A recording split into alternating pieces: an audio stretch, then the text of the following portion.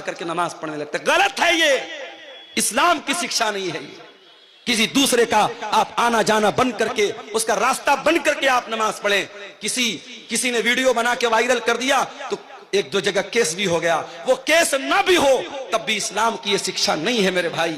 آپ ٹرین میں ہیں, اگر آپ ریزرویشن کرا کے جا رہے ہیں اور آپ آرام سے اپنی سیٹ پر بیٹھ کر کے نماز پڑھ سکتے ہیں, اپنی سیٹ پر بیٹھ کر کے نماز پڑھ لیجئے, کوئی مسئلہ نہیں. علماء کا فتویٰ موجود ہے, ٹرین کی سواری ہمارے اپنے کنٹرول کی سواری نہیں ہے. کار سے جا رہے ہیں, کار کو روک سکتے ہیں. گھوڑے سے جا رہے ہیں, گھوڑے کو روک سکتے ہیں. اونٹ کو روک سکتے ہیں. ٹرین تو ہمارے روکنے سے نہیں رکے گی. تو ٹرین پر آپ اپنی سیٹ پر جہاں بیٹھے ہیں اسی طریقے سے آپ نماز پڑھ لیجئے. اب کوئی پوچھے مولوی صاحب ٹرین تو ہماری پورب کی اور جا رہی ہے اور ہمیں نماز تو پچھم کی اور پڑھنا ہے, تب کیسے پڑھیں گے؟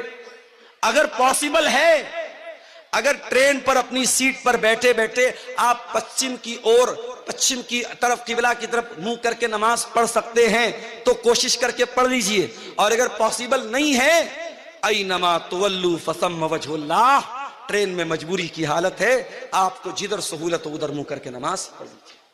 اور اگر ٹرین کی سیٹ پر بیٹھے بیٹھے نماز پڑھنا پاسبل نہیں ہے اور راستے میں کوئی اسٹیشن آتا ہے جہاں 15 منٹ 20 منٹ گاڑی رکتی ہے اور اسٹیشن پر کسی کونے میں آپ کو جگہ ملتی ہے, وہاں پڑھ لیجئے. اور اگر یہ بھی پاسبل نہیں ہے تو پھر آپ اپنی جرنی کو ختم کرنے کے بعد, اپنی یاترا کو ختم کرنے کے بعد, جب آپ کا لاسٹ اسٹاپیج آئے, جب آپ اپنی منزل پر پہنچے تو ٹرین میں جتنی نماز چھوٹی ہے پڑھ لیں. حالات آپ دیش کے دیکھ رہے ہیں میرے پیارے ساتھیوں. اسلام یہ تعلیم نہیں دیتا ہے آپ کی نماز سے کسی کو تکلیف پہنچے, آپ کی ذات سے کسی کو تکلیف پہنچے. فرمایا والصاحب بالجنب, اپنے سفر کے ساتھی کے ساتھ بھی اچھا سلوک کرو. وابن السبیل, اور جو مسافر ہے اپنے گھر میں وہ بہت پیسے والا ہے لیکن آپ کے یہاں وہ سفر میں آیا تھا, اس کا کسی نے پاکٹ مار دیا, اس کا پرس چوری ہو گیا, اس کا بیگ چوری ہو گیا, یا کوئی آپ کے گھر میں مہمان بن کے آیا ہے. فرمایا وابن السبیل, اپنے مہمان کے ساتھ بھی تمہیں اچھا سلوک کرنا ہے, مہمان کو اچھا کھلانا ہے, مہمان کو اچھی عزت دینا ہے. اسلام کی ایک تعلیم یہ بھی ہے میرے بھائی. حضرت ابراہیم علیہ السلام کے گھر میں مہمان آئے. کون آئے؟ فرشتے آئے.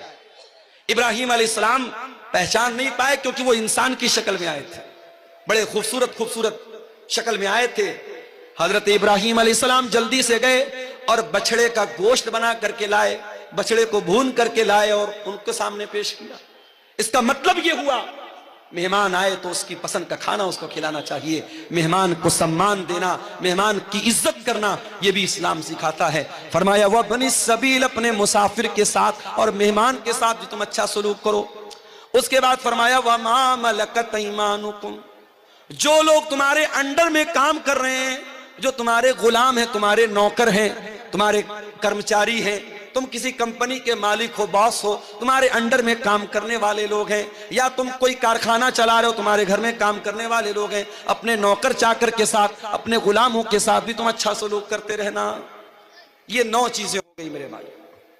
اس کے بعد 10ویں چیز کیا ہے؟ ان اللہ لا يحب من کان مختالا فخورا, اللہ تعالیٰ ان لوگوں کو پسند نہیں کرتا ہے جو گھمنڈی ہیں, جو تکبر کرنے والے ہیں, جن کے اندر اہنکار ہے, جن کے اندر غرور ہے. اللہ غرور کرنے والے کو کبھی پسند نہیں کرتا. نہ دولت کا غرور چلے گا, نہ کرسی کا غرور چلے گا, نہ خوبصورتی کا غرور چلے گا. بہت بڑی دولت والا تھا قارون, اپنے خزانوں کے ساتھ زمین میں دھسا دیا گیا. بہت بڑا بادشاہ تھا فرعون, اس کی ساری بادشاہت ختم ہو گئی اور پانی میں اللہ تعالیٰ نے ڈوبا کر کے مار دیا. بڑی طاقت والی قوم تھی قوم عاد, بڑی طاقت والی تھی قوم سمود, اللہ تعالیٰ نے ہوا کی طرح اڑا دیا. ان اللہ لا يحب من کان مختالا فخورا, اللہ تعالیٰ اہنکاری لوگوں کو, مغرور لوگوں کو, گھمنڈی لوگوں کو پسند نہیں کرتا میرے.